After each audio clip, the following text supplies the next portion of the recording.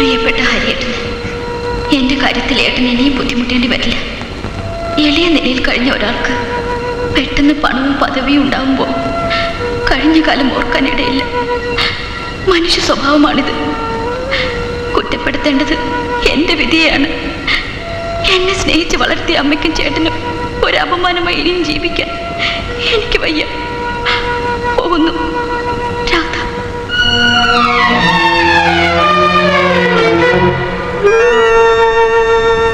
ഈ തത്വം പറയുന്ന പുതിയ അണ്ണയുണ്ടല്ലോ, പെണ്ണുങ്ങളെ കണ്ടാലേ കൂട്ടുകാരന്റെ പെങ്ങളെന്നോ അമ്മയെന്നോ വരെ അവനില്ല. അനുഭവിച്ചോ?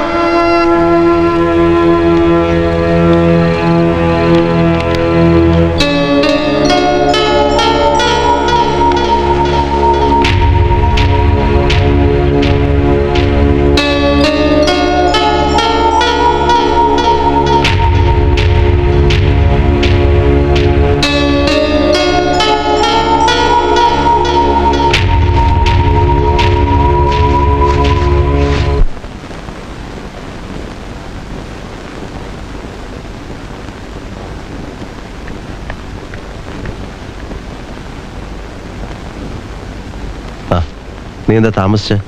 അല്പം വളഞ്ഞ വഴിയാ വന്നത്, ആരും ശ്രദ്ധിക്കണ്ടെന്ന് കരുതി. പെട്ടിങ്ങ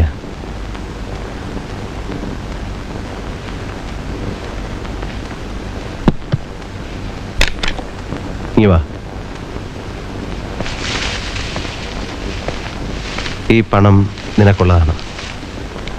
ഇത് വെച്ച് പെങ്ങന്മാരെ അന്തസ്സായി കെട്ടിച്ചയക്കണം.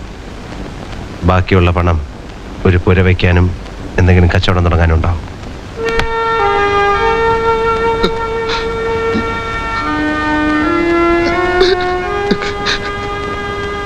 നീയെങ്കിലും രക്ഷപ്പെടണം. എന്റെ അവസാനത്തെ ആഗ്രഹമാണ്. എവിടെ പോയാലും ഹരിയേട്ടന്റെ മനസ്സിലുണ്ടാവും. എന്റെ മനസ്സ് നിങ്ങളോടൊപ്പം പോകാം, സമയമായി. വിധിയുണ്ടെങ്കിൽ ഇനി എന്നെങ്കിലും നമുക്ക് കാണാം.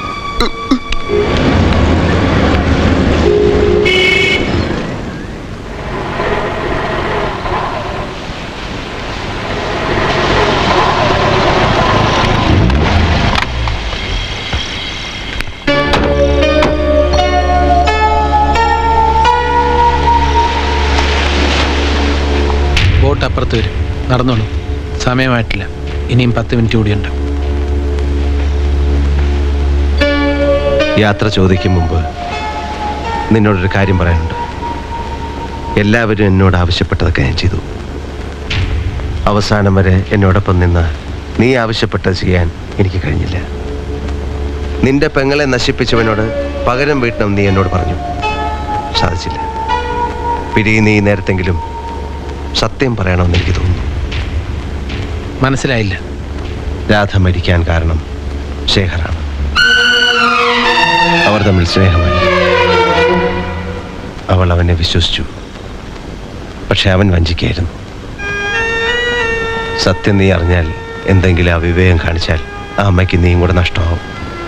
അത് സംഭവിക്കാതിരിക്കാൻ വേണ്ടി, അവർക്ക് വേണ്ടിയാണ് ഞാനിതെല്ലാം ഒളിച്ചു വെച്ചത്. ശേഖറെ കണ്ട് കാര്യങ്ങൾക്കൊക്കെ ഞാനൊരു തീരുമാനം ഉണ്ടാക്കി വന്നതാണ്. അപ്പോഴേക്കും എനിക്കൊരു കത്തെഴുതി വെച്ചിട്ട് അവൾ പോയിരുന്നു. ഞാൻ ചെയ്തത് തെറ്റാണെങ്കിൽ നീ എന്നോട് ക്ഷമിക്കണം.